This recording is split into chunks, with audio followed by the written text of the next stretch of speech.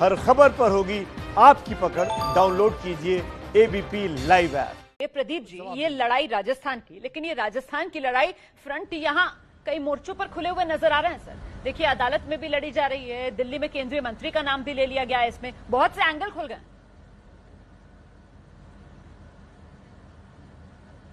नहीं रोमाना जी, देखिए बात यह है कि ये सब तकनीकी मुद्दे हैं। राजनीतिक मुद्दा क्या है? राजनीतिक मुद्दा ये है कि सचिन पायलट को तय करना है कि उनका आगे का रास्ता क्या होगा।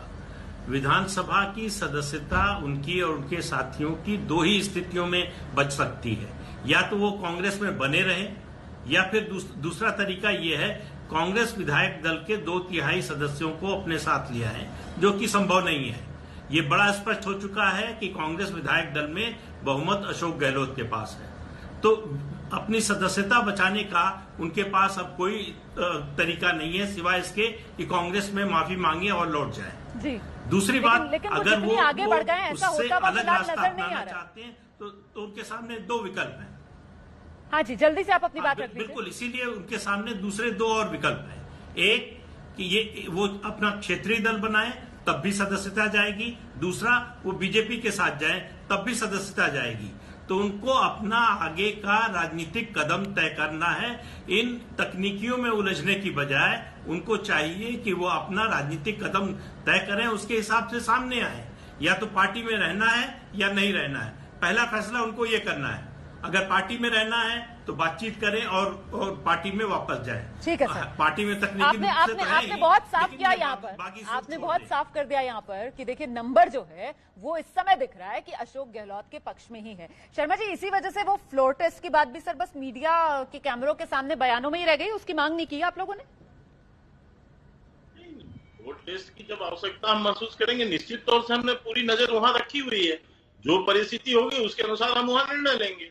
तो जब भी राजस्थान की जनता के हित पर हमको जो भी आवश्यक कदम उठाना होगा हमारा, वो हम 100% उठाएं, क्योंकि हम एक सशक्त विपक्ष के रूप में वहां उपस्थित हैं। लेकिन फिलहाल आपका आकलन क्या है? फिलहाल आपका आकलन क्या है के शर्मा जी? राजस्थान में गहलोत सरकार, संकट टल गया उस पर से? नहीं, ये तो अभी दोनों एक दूसरे के कपड़े फाड़ रहे हैं, एक दूसरे पर कालिक पोत रहे हैं रोमाना जी। और बुरी तरह से कांग्रेस राजस्थान में दो भाग में बढ़ चुकी है, यह स्पष्ट दिखलाई पड़ रहा है कि वहां पर ये बढ़ चुके हैं। और केवल वही नहीं बटे, केंद्र में भी इनकी जो हालात हुए हैं, एक वर्ग विशेष जो युवा इनकी टीम कही ये मानते थे, वो पूरी तरह से एक तरफ हो गया है। और केंद्र में एक परिवार जो गांधी परिवार है वो एक तरफ हो गया है। और ये साफ लड़ाई आपको दिख रही है कि एक गधे को घोड़ा बनाने के लिए कांग्रेस किस तरह से सारे घोड़ों को अस्तबल से भगा रही है। मैं जवाब देती हूँ अखिलेश जी, क्या अभी भी संख्या बल में दम दिखाने का डर है सचिन पायलट का? क्या इसी वजह से जयपुर के फेयरमाउंट होटल में कांग्रेस के विधायकों को रखा गया है जो गहलोत के पक्ष में है? थोड़ा समय दीजिएगा। मैं शर्मा जी ने जो अंत कहा, मैं उसी से शुरुआत करता हूँ। हाथी जाता है, कुत्ता भौंकते रहता है। कुत्ते को मलाल ये होता है कि मैं इतना बौना सा क्यों हूं, इसलिए हाथी को वो भौंकता है। वही हाल हमारे बीजेपी के प्रवक्ताओं का होता है जब राहुल जी के प्रति, कांग्रेस के नेताओं के प्रति ये कहते हैं क्योंकि मैं इनके सामने बौना सा हूं, कुछ कर नहीं पा रहा हूं, इसलिए खीज में अपशब्दों का प्रयोग करते हैं। दूसरी बात, ये कांग्रेस पार्टी है, ये लोकतंत्र है। यहाँ पे साहब और शर्मा जी, आपको किसी ने टोका नहीं सर, प्लीज अखिलेश जी को आराम से सुन लीजिए सर, बीच में मत टोकिए, मैं दोबारा आऊंगी आपके पास। आइए अखिलेश जी। यहाँ पे ये कांग्रेस पार्टी है, यहाँ पे लोकतंत्र है। यहाँ पे एक साहब, एक सेवक और तीसरों न कोई, वो व्यवस्था नहीं है। अभी शर्मा जी ने एक और बात कही कि हम जो जनता के हित में होगा वो फैसला लेंगे। जब जनता के हित में अर्थशास्त्र की नीतियों पे फैसला लेना होता है तो सोए मिलते हैं देश के प्रधानमंत्री और उनका भाजपा। जब हमारे कोविड पे देश के लोगों के स्वास्थ्य पर फैसला लेना होता है तो इनकी प्रधानमंत्री और सारी एजेंसियां सोए मिलती हैं। जब चीन से सुरक्षा, भारत की सीमाओं की सुरक्षा की बात होती है तो प्रधानमंत्री और केंद्रीय मंत्रिमंडल सोया मिलता है। लेकिन जैसे ही गैर भाजपाई सरकारों को कहीं गिराने की बात आती है, ये भी जग जाते हैं तुरंत।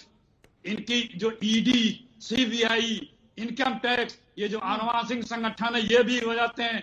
थैली शाह भी कूद पड़ते हैं, राजभवन ही सक्रिय हो जाते हैं।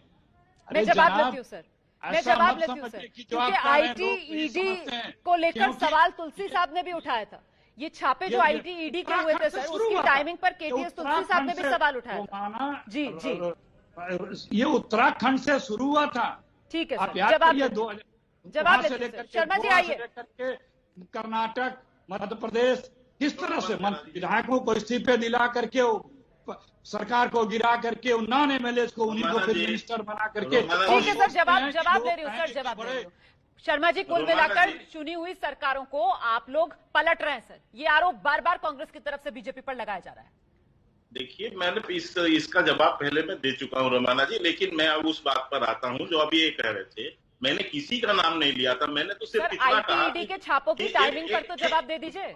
आईटी के छापों की टाइमिंग पर मैं वहीं आ रहा हूँ रोमाना जी। केवल मैं इतना कहा था मैंने कि गधे को घोड़ा बनाने के लिए अस्पताल से सारे घोड़े भगाए जा रहे हैं। ये तो कपिल शर्मा जी का ट्वीट है, मेरा तो ठीक है था, लेकिन इनके जवान से जो है नाम निकल गया कि गधा कौन है, गधा कौन है, इसका जो नाम ही राहुल गांधी इन्होंने बोला, मैंने तो बोला नहीं है।